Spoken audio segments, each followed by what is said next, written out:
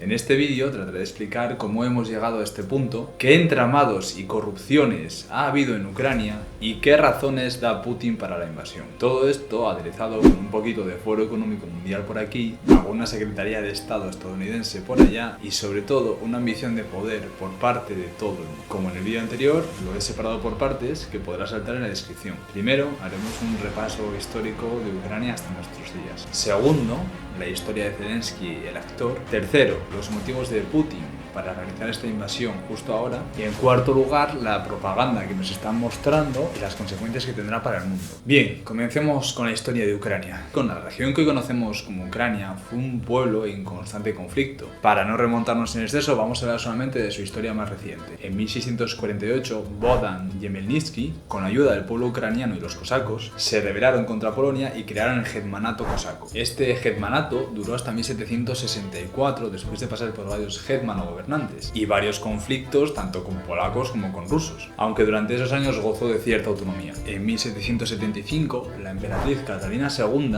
mandó desarmar a los cosacos y eliminar sus símbolos. Durante los años que siguieron, una política que se denomina como rusificación prohibió el uso y el estudio del idioma ucraniano y se presionó a la población para que se convirtieran a la fe ortodoxa rusa, para constituir lo que ellos llamaban una pequeña tribu del gran pueblo ruso, es decir, lo que ya hemos hablado y visto en más de una ocasión en este canal, la creación y el control de la cultura para poder controlar nuestra mente. Entre tanto, el patriotismo echaba raíces en las zonas más occidentales, que pasaron de Polonia al Imperio Austriaco, donde muchos comenzaron a llamarse austriacos para diferenciarse de la población rusa. Después de la Revolución Rusa en 1917 y de su final en la participación de la Primera Guerra Mundial en marzo de 1918, en territorio ucraniano se desata un vacío de poder alentado por la Guerra Civil Rusa. En este contexto se crea en Kiev la República Popular Ucraniana, donde se concentran las aspiraciones nacionalistas ucranianas, y por otro lado la República Popular de los Soviets, creada por Vladimir Lenin en Kharkov. Los bolcheviques y la República Polaca fueron los grandes enemigos de la efímera independencia ucraniana, que finalmente sucumbió en 1921. De esta forma, el oeste de Ucrania quedó bajo control polaco, mientras el resto del territorio se conformó en 1922 como la República Socialista Soviética Ucraniana. Joseph Stalin mantuvo el control de la zona a su manera. Entre 1932 y 1934, el pueblo ucraniano sufrió la hambruna conocida como Holodomor. Se estima que solo en Ucrania murieron entre 1,5 y 4 millones de personas por esta situación. Tras la caída de la Unión Soviética, hubo grandes indicios de que estas hambrunas fueron provocadas. La Segunda Guerra Mundial trajo la Operación Barbarroja en 1941 y la invasión de la Alemania nazi. Prácticamente todo el territorio ucraniano quedó bajo manos alemanas durante 2 años, incluida Kiev, que soportó la entrada alemana en 1941 y la reconquista soviética en 1943. Con la población totalmente influenciada por estos dos bandos, llegaron a apoyar al régimen nazi y al régimen soviético, con el desenlace enfocado en la población, que sufrieron cientos de miles de muertes ucranianas y la nación quedó destruida. El final de la guerra dejó un escenario geográfico como el que conocemos hoy en día. Al final de esta etapa soviética, Ucrania constituía una entidad multicultural y multiétnica compleja. Por un lado, el este y algunas áreas del centro eran predominantemente de habla rusa, mientras el oeste era muy irregular. Población de habla ucraniana en Galicia Oriental, lo que era la antigua Polonia. De habla húngara, la región de Zakarpatia. De habla rumana, la región de Zakarpatia también, y Bucovina, así como rusinos, judíos, etc. El final de la Unión Soviética se da en 1991, cuando el amigo de Estados Unidos, Mikhail Gorbachev, se encontraba en el poder. El 24 de agosto de ese año, el Parlamento ucraniano declaró la independencia. Este paso, junto con la posterior firma del Tratado de Belaveza, certificaron el final de la URSS y el reconocimiento como Estado independiente de Ucrania. Como vemos, Ucrania ha sido un territorio en constante conflicto, y esta situación ha hecho que las personas de la zona, con diferentes orígenes, no sepan ni por quién están luchando, pero luchan. En los últimos 20 años, la sucesión de presidentes daría para una película. Desde el envenenamiento de Viktor Yushchenko en las elecciones de 2004, en las cuales competía contra el que era el presidente Viktor Yanukovych, un expresidiario que amañó las elecciones para salir triunfante, aunque con un descaro excesivo, lo que le llevó a realizar una segunda vuelta en la que perdió las elecciones. Más tarde, Yulia Tymoshenko, o una de las chicas Soros, que llegó al poder durante unos meses en 2005 y nuevamente de 2007 a 2010, dejaba perlas como las siguientes. Como vemos, el gobierno toma en cuenta los consejos de Soros. La primera ministra de Ucrania, Yulia Tymoshenko, afirma que el gobierno tiene en cuenta los consejos del famoso Fondo Financiero Mundial. Ella confirmó que se había reunido con George Soros y discutieron formas de reducir la influencia negativa de la crisis financiera mundial sobre la economía ucraniana. Todos sus consejos se implementan hoy en forma de leyes y resoluciones gubernamentales. Son públicos y pueden estudiarlos, dijo Yulia Tymoshenko.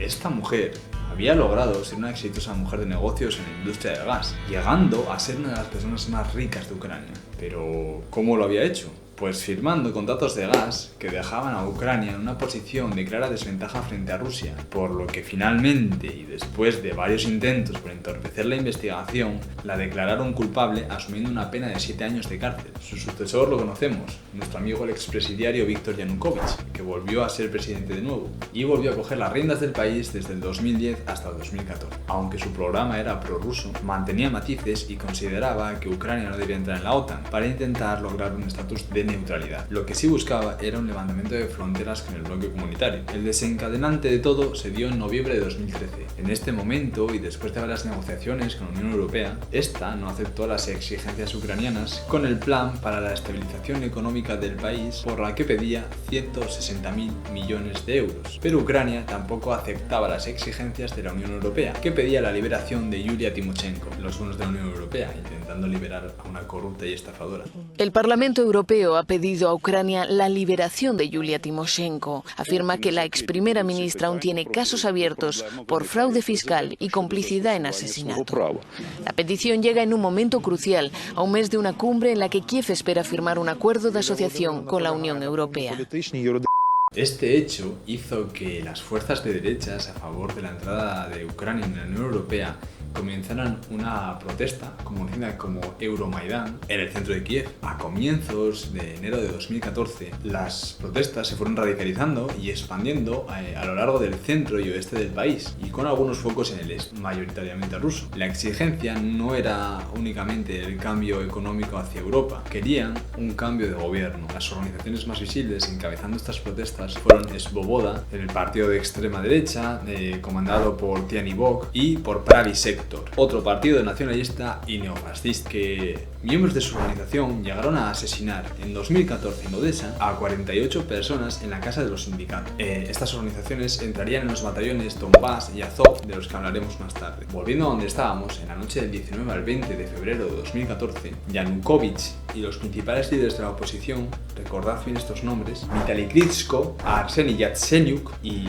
Oleg Tianibok, el líder de Svoboda, acordaron una tregua y el desarme de las barricadas colocadas en la Plaza de la Independencia. Recordad bien estos nombres porque vais a escuchar una llamada, en teoría secreta, entre Victoria Nuland, subsecretaria de Estado para Asuntos Políticos de Estados Unidos, y en general una diplomática de carrera, pero más conocida por ser una lobista de las principales empresas productoras de armamento en su país, entre las que se encuentran General Dynamics, Northrop Grumman y otras corporaciones que crecen en proporción al belicismo que Estados Unidos ejerce en el resto de países del mundo. Y la llamada se realizaba con el entonces embajador de Estados Unidos en Ucrania. En ella conspiran para que Klitschko llegue al poder siendo el más popular y en su lugar ascender a Arseniy Yatsenyuk, mientras que piensan en los movimientos que pudiera llevar a cabo Yanukovych. Esto que vais a escuchar es una conspiración, sí, una de esas que ocurren en despachos secretos y que las personas comunes no se creen. El problema es que esta situación no es una excepción, no existe una geopolítica orgánica, por llamarlo de alguna manera. Todo está controlado, todo, pero bueno, escuchadla, que no tiene desperdicio. What do you think? I think we're in play. The Klitschko piece is obviously the complicated electron here, especially the announcement of him as deputy prime minister. And you've seen some of my notes on the troubles in the marriage right now, so we're trying to get a read really fast on where he is on this stuff. But I think your argument to him, which you'll need to make, I think that's the next phone call we want to set up, is exactly the one you made to Yachts. And I'm glad you sort of put him on the spot on where he fits in this scenario. And I'm very glad he said what he said in response. Good. So I don't think Klitsch should go into the government. I don't think it's necessary. I don't think it's a good idea. Yeah, I mean, I guess you think... What, in terms of him not going into the government, just let him sort of stay out and do his political homework and stuff. I'm just thinking, in terms of sort of the process moving ahead, we want to keep the moderate Democrats together. The problem is going to be Tonybook and his guys. And, I'm sure that's part of what Yanukovych is calculating on all of this. I think Yats is the guy who's got the economic experience, the governing experience. He's the guy, what he needs is Klitsch and Tonybook on the outside. He needs to be talking to them 4 times a week. I just think Klitsch going in, he's going to be at that level working for Yatsenyuk. It's just not going to work. Yeah, no, I think that's right. Okay, good. Okay. So that would be great, I think, to help glue this thing and have the UN help glue it. And, fuck the EU. No, exactly. And I think we've got to do something to make it stick together, because you can be pretty sure that if it does start to gain altitude, the Russians will be working behind the scenes to try to torpedo it. And then the other issue is some kind of outreach to Yanukovych, but we probably regroup on that tomorrow as we see how things start to fall into place. So on that piece, Jeff, when I wrote the note, Sullivan's come back to me, VFR, saying you need Biden, and I said probably tomorrow for an attaboy and to get the deets to stick. So okay. Biden's willing. Okay, great. Right. Thanks. Casualmente, un mes después, ascendió a primer ministro Arseniy Yatsenyuk dentro de la presidencia de Petro Poroshenko. Joe Biden, el entonces vicepresidente de Estados Unidos con Obama, se encargó de las negociaciones con el nuevo presidente. Pero los negocios que habían llevado a su hijo Hunter Biden a tener una participación en Burisma Holdings en abril de 2014, cuyo fundador era un aliado político de Viktor Yanukovych, hicieron saltar las alarmas. Y dentro de este juego político, el abogado de Donald Trump denunció esta situación. Aunque Hunter alegó que jamás había utilizado la posición de su padre para hacer negocios en Ucrania. Pero justo antes de todo esto, en la noche del 21 al 22 de febrero de 2014, Yanukovych se esfumó. Al día siguiente fue destituido en el Parlamento ucraniano, la Rada Suprema. En los días siguientes y después de varios intercambios de opiniones a puñetazos en el Parlamento, Oleksandr Tuchinov asumió la presidencia de forma provisional hasta las elecciones ganadas por Petro Poroshenko en 2014. Esto frenó en cierta medida las revueltas en la capital, pero tampoco cambió mucho el conflicto interno del país, ya que los territorios que se encuentran alrededor del río Donetsk, conocido como Donbass, declararon su autonomía formando la República Popular de Donetsk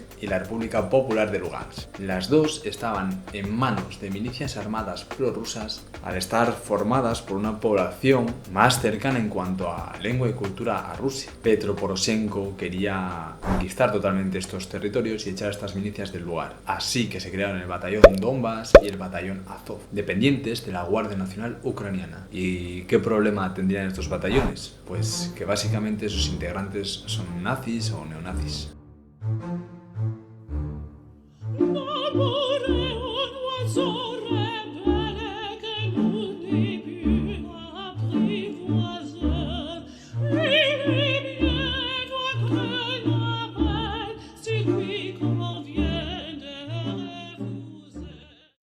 Aunque poco importa en un contexto de guerra donde los dos bandos están matando a civiles, cuyo único objetivo es sobrevivir en una guerra y después sobrevivir a una vida. En concreto, el batallón Azov es abiertamente neonazi y muchos de sus integrantes podrían tener calificativos mucho peores, al estar acusados de violación a niños y mujeres desde que comenzó esta guerra civil en 2014.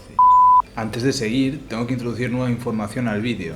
Está grabado el día 9 y la guerra avanza. Hoy, desde la cuenta de Twitter que podéis ver y que normalmente comparte información enseñando las fuentes y a la que considero veraz, aunque no me gusta mojarme por nadie, ha compartido la siguiente información. Las Fuerzas Armadas de Ucrania cometieron un asesinato masivo de civiles en la ciudad de Donetsk, que está bajo el control de la República Popular de Donetsk. El ataque fue planeado con anticipación.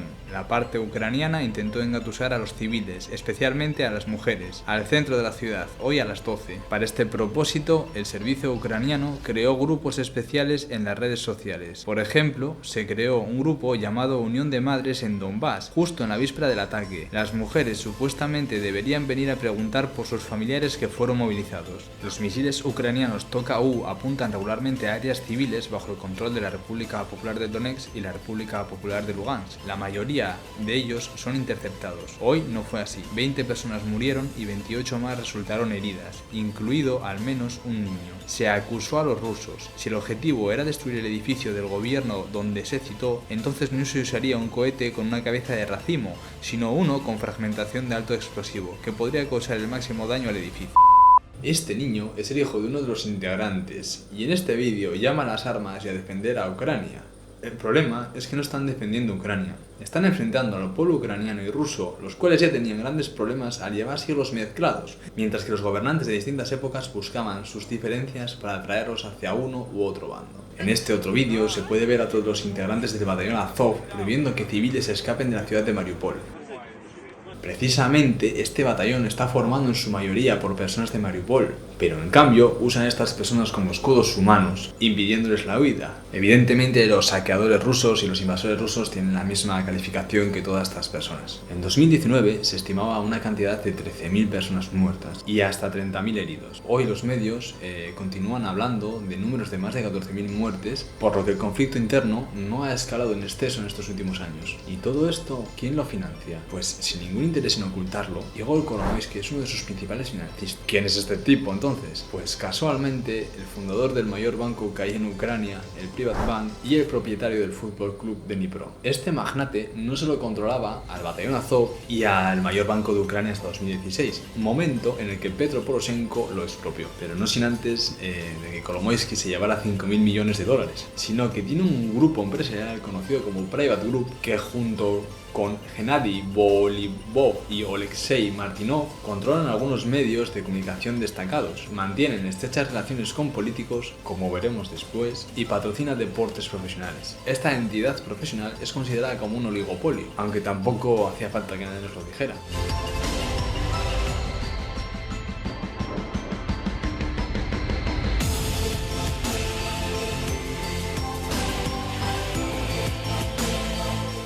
Entonces, ¿patrocinaría también este señor a Zelensky? Vamos a verlo ahora.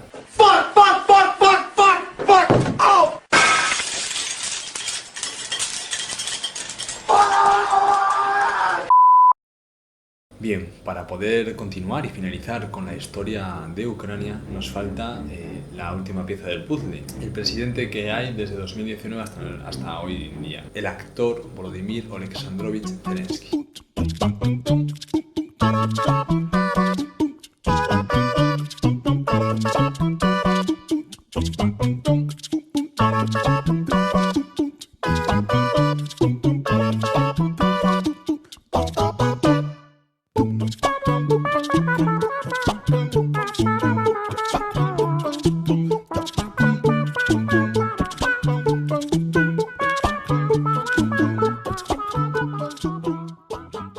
Nacido el 25 de enero de 1978 en Kryvyi Rog, Ucrania, antes de cumplir los 20 años cofundó un gran negocio, la productora de comedia Kvartal 95 en 1997, y esta comenzó a producir series de televisión en 2003. Previamente, Zelensky se licenció en Derecho en el año 2000 en el Instituto de Economía de Kryvyi Rog. Durante la primera mitad de la década de los 2000 obtuvo una fama notable que le dio la oportunidad de concursar en la versión ucraniana del reality show internacional Dancing with the Stars entre octubre y noviembre de 2006, lo que le hizo más popular aún. Colaboró con Kolomoisky emitiendo uno de sus programas en su cadena, y más tarde, cuando llegó al poder en 2019, colocó a dos de sus asociados en diferentes cargos. Por un lado, a Maxim Donets como jefe de guardaespaldas y jefe adjunto del Departamento de Protección del Estado, y por otro a Andriy Bogdan como jefe de gabinete. El fundador de Pravy Sector, Yaros, fue nombrado por Zelensky como consejero del general Valery Zaluzny, jefe de las Fuerzas Armadas ucranianas e infiltrado de la OTAN. En 2007 fue instruido por la CIA para coordinar células nazis e islamistas. Una de sus películas más reconocidas se basa en la historia de un profesor que consigue ser presidente de Ucrania para combatir contra la corrupción, y parece ser que la ficción se convirtió en realidad. Con 5,1 millones de seguidores en Twitter y 14,1 6,1 millones de seguidores en Instagram, en comparación con Joe Biden, que tiene 17,7, es muchísimo, se ha convertido en una figura mucho más mediática que cualquier político ucraniano y por tanto con más influencia en la opinión pública. Una de las razones que le llevó al poder con el 73,22% de los votos. Como ya hemos visto, ni en Ucrania ni en ninguna parte del mundo las cosas pasan porque sí. Así que el final de esta historia es que el profesor que venía a limpiar el gobierno de oligarcas se convirtió en algo parecido a ellos. Como escribió The Guardian en uno de sus artículos, los documentos de Pandora, filtrados al Consorcio Internacional de Periodistas de Investigación y compartidos con The Guardian como parte de una investigación global, sugieren que Zelensky es bastante similar a sus predecesores. Los documentos filtrados sugieren que tenía o tiene una participación no revelada previamente en una empresa offshore, que aparentemente transfirió en secreto a un amigo semanas antes de ganar la elección presidencial. Los archivos revelan que Zelensky participó en una red en expansión de compañías extraterritoriales, en copropiedad con sus viejos amigos y socios comerciales de televisión,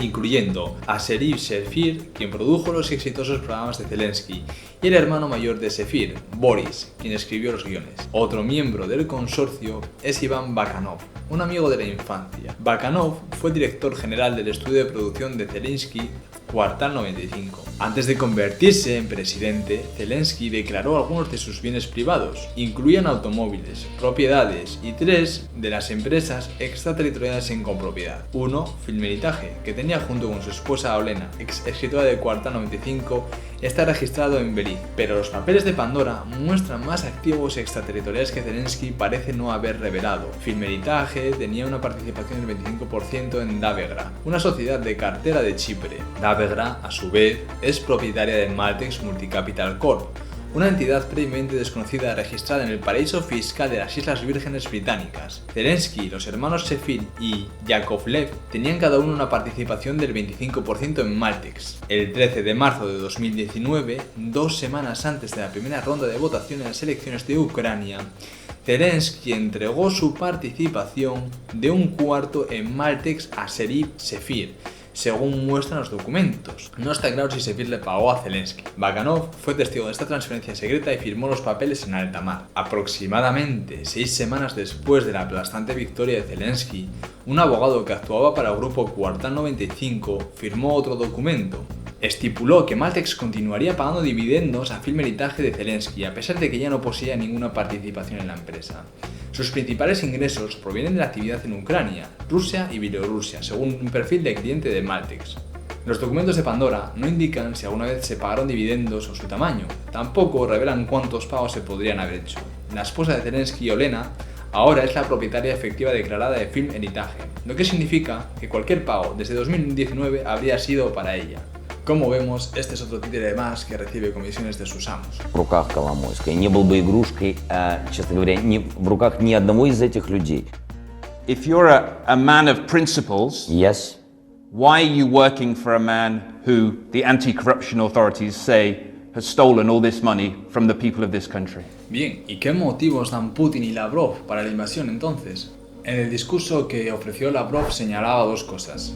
Por un lado, la desnazificación de Ucrania y segundo, evitar el avance de la OTAN hacia las fronteras rusas, debido a los suministros de armamento que estaba enviando a Ucrania.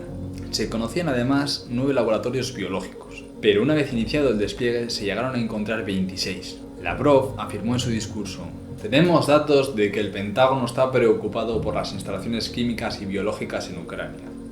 El Pentágono construyó 2 laboratorios de guerra biológica y han estado desarrollando patógenos allí, en Kiev y en Odessa. Y hoy mismo, nuestra amiga Victoria Nuland ha reconocido que existen estos biolaboratorios, pero que contenían patógenos totalmente seguros, a la vez que los destruyeron para que el ejército ruso no se hiciera con ellos". La cuenta de Twitter del portavoz chino ha declarado que Estados Unidos tiene 336 laboratorios en 30 países bajo su control, incluidos 26 solo en Ucrania. Debe dar cuenta completa de sus actividades militares biológicas en el país y en el extranjero y someterse a verificación multilateral. Parece ser que la guerra biológica está de moda. El problema es que el objetivo siempre es la población.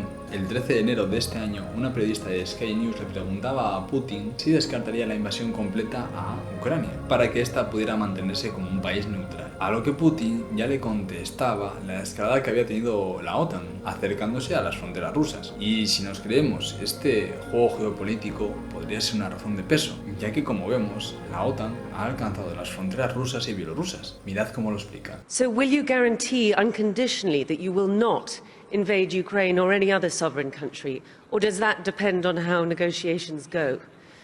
And another question, what is it do you think that the West does not understand about Russia or about your intentions? Thank you. Понять, что дальнейшее движение НАТО на восток неприемлемо. Ну чего здесь непонятного? Мы что ли ставим ракеты рядом с границами Соединенных Штатов? Нет. Это же Соединенные Штаты своими ракетами пришли к нашему дому. На пороге нашего дома находятся уже. Ну разве это какое-то избыточное требование? Не ставить больше никаких ударных систем у нашего дома. Ну чего здесь необычного? Вот как американцы бы отнеслись, если мы бы взяли там на границе между Канадой и США или на границе Мексики и США, поставили бы наши ракеты. На восток, сказали нам в 90-е годы. Ну и чего? Надули, просто нагло обманули. 5 волн расширения НАТО. И теперь уже, пожалуйста, в Румынии, сейчас в Польше появляются... El problema de todo esto es que, como hemos visto, la excusa para la invasión por culpa de los batallones nazis no se sostiene, ya que llevan desde 2014 en la zona. Y la OTAN lleva avanzando desde la llegada de Gorbachev al poder. ¿Por qué comenzar una guerra ahora y no hace un año? Y otra cosa, ¿pensáis que estos señores que pertenecen al Foro Económico Mundial no tienen amo? En 1992, Klaus Schwab y el Foro Económico Mundial lanzaron un programa inicialmente llamado Líderes Globales del Mañana. En 2004, este programa se convirtió en el Foro de los Jóvenes Líderes Globales, con un programa de 5 años de aleccionamiento sobre los principios y objetivos del web. La red crea una fuerza de influencia mundial a través de la combinación de habilidades y recursos individuales de sus miembros. Desde su inicio, el programa ha incluido a políticos, líderes empresariales, miembros de la realeza, periodistas, artistas y otras personas influyentes culturales que se han destacado en sus campos pero que aún no hubieran cumplido los 40 años, 43 en su momento para dejar entrar a Merkel. Desde entonces se ha convertido en una extensa red global de jóvenes líderes con enormes recursos e influencia, todos trabajando para implementar los planes tecnocráticos del Foro Económico Mundial en sus respectivas naciones y campos. En el primer año, 1922, se eligieron varios candidatos muy influyentes. Entre los 200 seleccionados se encontraban perfiles como Angela Merkel, Tony Blair, Nicolas Sarkozy, Bill Gates, Bono, el U2, Richard Branson, Virgin, George Maolilla, de Shell Oil y José Manuel Barroso, presidente de la Comisión Europea de 2004-2014. Por supuesto, uno de los miembros de este grupo es Vladimir Putin. And I have to say, when I mention now names like Mrs. Merkel, even Vladimir Putin and so on, like Mrs. Merkel, even Vladimir Putin and so on, they all have been young global leaders of the World Economic Forum. Mm-hmm. But what we are very proud of now is the young generation, like Prime Minister Trudeau, President of Argentina and so on, that we penetrate the cabinets. So yesterday I was at a reception for Prime Minister Trudeau, and I know that half of this cabinet, or even more half of this cabinet, are actually young global leaders of the World Economic Forum. Se sabe que su ministro de Agricultura también es miembro del Foro Económico Mundial. Así que después de conocer todo esto, ¿tú qué opinas? ¿Hay alguien más sosteniendo la correa o no? Fuck! Oh!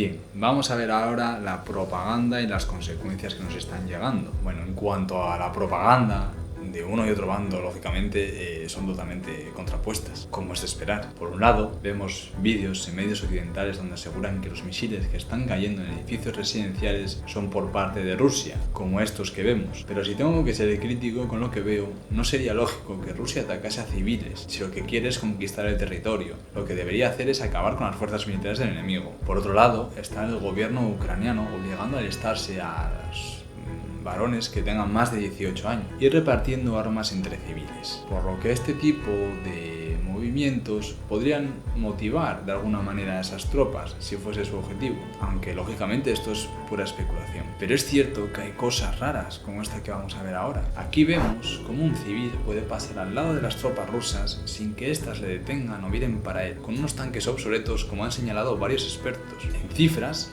según la OTAN, el día 9 de marzo, se estima que los rusos han perdido entre 5.000 y 6.000 muertos en las primeras 2 semanas de batalla. Las matemáticas estándar del campo de batalla asumen 3 veces más heridos que muertos, por lo que el número de heridos es de 15.000 a 18.000. Nuevamente, pérdidas rusas, 902 vehículos, incluidos 143 tanques. Pérdidas ucranianas, 272 vehículos, incluidos 46 tanques. Pero vamos, no os creéis nada. Además, solo tenemos propaganda de la OTAN, ya que han censurado Russia Today y a Sputnik, algo a lo que le han cogido mucha costumbre durante la pandemia. Y aunque tuviéramos esas cadenas, tampoco sacaríamos nada en claro. Vamos. El caso es que, según los números que nos está dando la OTAN, le compensa a Ucrania invadir a Rusia, porque vamos, ganaría de calle. Bueno, no perdamos perspectiva, esto es una guerra entre gobiernos autoritarios contra la población, como lleva siéndolo la sayo programada que llevamos viviendo 2 años con el tema del coronavirus. Y las consecuencias son claras. Por un lado, habría una salida más autoritaria para Rusia y para Ucrania, que podrían replegarse hasta el ultranacionalismo. Podría darse una inestabilidad mayor en la zona, perjudicando gravemente a la población del Donbass. Y para el que todavía piense que todo esto no tiene nada que ver con lo que llevamos viviendo en los últimos años, solo os digo que penséis en la consigna estrella del Foro Económico Mundial, y eso, y que mejor les define: el no tendrás nada y serás feliz. El problema, como siempre, es que llegamos tarde a ver sus planes. Esto comenzó en 2007, cuando la crisis golpeó al sistema financiero, al inmobiliario y al consumo, como no. Estos 2 años, la crisis acentuada por el COVID afectó a los sectores de la automoción, la tecnología y el transporte. Y finalmente, con lo de Rusia y Ucrania, lo hacen con las energías y golpeará al consumo a través de la inflación. Así que el escenario final es el empobrecimiento de la población de forma paulatina para evitar represiones y que asumamos mejor. Y otra cosa muy importante que no suelo escuchar a nadie: el fin de nuestra autonomía. Sin combustibles fósiles no podremos viajar muy lejos. Las baterías de los coches eléctricos tienen una duración muy limitada. Tú no puedes cargar más baterías en ese coche, tendrías que parar a repostar. En cambio, tú, si tienes un coche, puedes llevarte garrafas de gasolina para llegar a sitios que jamás podrías llegar con un coche eléctrico, con un vehículo eléctrico, ¿no? Bien, los vuelos baratos, por poner otro ejemplo. Y volveremos a décadas atrás, cuando el mundo de las personas y de la población era mucho más pequeño, al no poder salir de su zona con tanta facilidad. En cada país ha sido de forma distinta, pero al final lo que se ha encarecido son las energías y el combustible. Nada que no lleváramos viendo también en los últimos 2 años con una inflación insostenible. En España, por ejemplo, con una deuda del 130% del Producto Interior Bruto, se van a gastar 20.000 millones de euros en el Ministerio de Igualdad. Algo totalmente absurdo para un ministerio que busca el enfrentamiento entre sexos, ya que es el mismo presupuesto muy parecido al de sanidad. Si tanto les preocupase nuestra salud a los miembros del Estado y estos 2 años hubiesen sido de pandemia real, ese dinero se hubiese invertido en la creación de nuevos hospitales y en la mejora de la sanidad española, cosa deplorable en este país, donde si tienes una enfermedad que no es una gripe, los médicos probablemente no podrán ayudarte, como deja la evidencia de unas 40.000 muertes que se podrían haber evitado el año pasado si hubiesen tenido una atención primaria digna o unos profesionales de calidad, o en la construcción de centrales energéticas, ya que el coste de energía para España